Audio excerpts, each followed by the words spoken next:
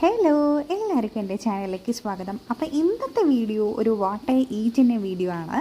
അപ്പോൾ ഇന്ന് രാവിലെ പുട്ടും പപ്പടും മീൻ പൊരിച്ചായിരുന്നു കേട്ടോ. അടിപൊളി കോമ്പിനേഷനാണ്, എനിക്ക് ഇഷ്ടപ്പെട്ട കോമ്പിനേഷനാണ്. പിന്നെ ഒരു കപ്പ് ചായയായിരുന്നു ഇന്നത്തെ ബ്രേക്ക്ഫാസ്റ്റിന്.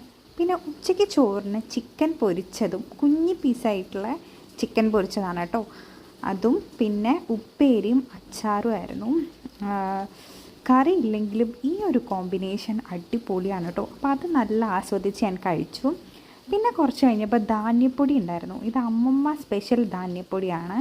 കടല പിന്നെ അങ്ങനെ എന്തൊക്കെയോ സംഭവങ്ങളൊക്കെ കൂട്ടി ഒരു പ്രത്യേകതരം പൊടിയാണ് കേട്ടോ.